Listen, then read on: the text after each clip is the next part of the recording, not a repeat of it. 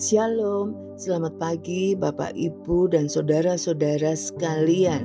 Bersyukur untuk hari yang indah. Mari kita siapkan hati kita untuk mendengarkan renungan firman Tuhan pagi ini. Mari kita berdoa. Selamat pagi Bapa di surga. Terima kasih untuk penyertaan-Mu sepanjang malam hingga pagi hari ini. Kami bangun dengan tubuh yang sehat dan penuh sukacita. Berikan kami telinga seorang murid sehingga firman Tuhan yang kami dengar berakar dengan kuat di dalam pikiran dan hati kami sehingga menjadi kekuatan sepanjang hari ini. Dalam nama Tuhan Yesus kami berdoa dan mengucap syukur.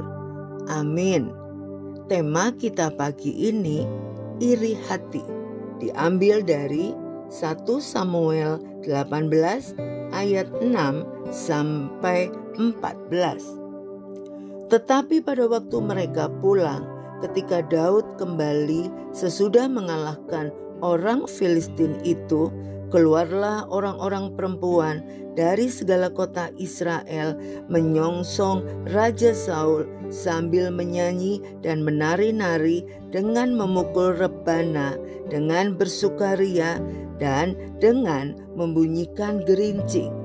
Dan perempuan yang menari-nari itu menyanyi berbalas-balasan. Katanya, Saul mengalahkan beribu-ribu musuh, tetapi Daud berlaksa-laksa. Lalu bangkitlah amarah Saul dengan sengat, dan perkataan itu menyebalkan hatinya. Sebab pikirnya, kepada Daud diperhitungkan mereka berlaksa-laksa, tetapi kepadaku diperhitungkannya beribu-ribu. Akhir-akhirnya jabatan raja itu pun jatuh kepadanya. Sejak hari itu, maka Saul selalu mendengki Daud.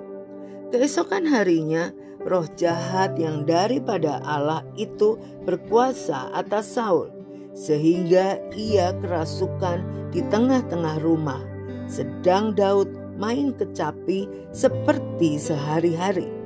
Adapun Saul ada tombak di tangannya. Saul melemparkan tombak itu karena pikirnya, baiklah, aku menancapkan Daud ke dinding.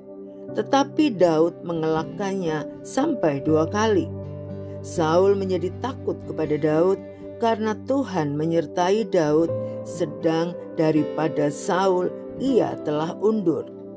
Sebab itu Saul menjauhkan Daud dari dekatnya dan mengangkat dia menjadi kepala pasukan 1000, sehingga ia berada di depan dalam segala gerakan tentara. Daud berhasil di segala perjalanannya sebab Tuhan menyertai dia.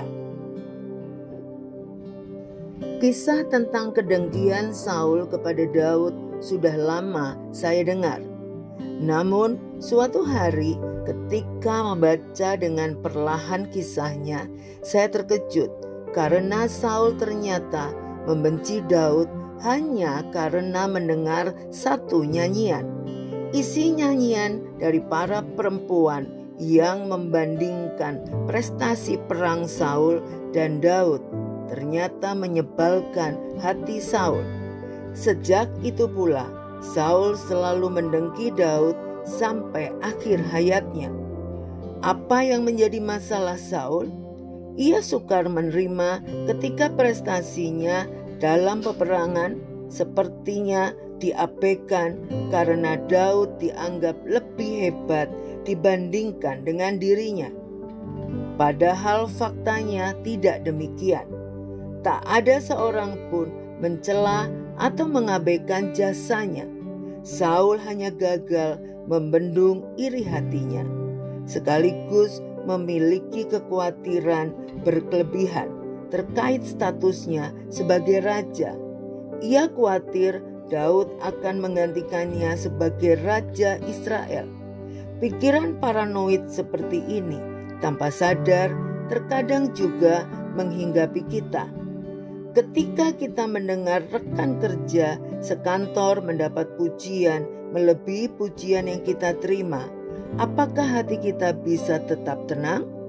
Ketika tanpa sadar pasangan kita memuji orang lain, sedangkan kita tidak bisa melakukan hal itu dengan baik, apakah pikiran kita tetap positif?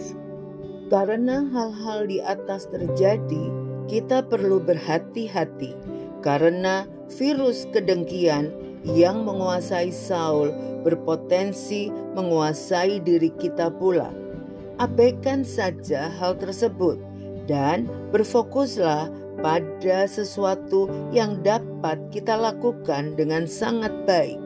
Masakan jika kita mampu menjaga konsistensi dalam hal prestasi, tak ada orang yang menghargai kita? Tak mungkin. Ketika kedengkian menguasai pikiran dan tindakan pun dapat tak terkendali. Mari kita berdoa. Terima kasih Tuhan Yesus untuk kebenaran firman-Mu yang mengingatkan kami pada pagi hari ini bahwa kami tidak boleh iri dengan keberhasilan orang lain.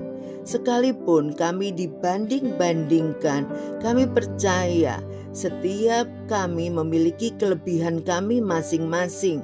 Kami bersyukur Tuhan, biarlah kami tetap fokus pada kemampuan kami sehingga kami bisa melakukan dengan hasil yang terbaik dengan pertolongan Tuhan. Dan kami tidak perlu dengki, iri terhadap keberhasilan orang lain karena Tuhan selalu memberikan talenta terbaik dalam hidup kami. Dalam nama Tuhan Yesus kami berdoa dan mengucap syukur.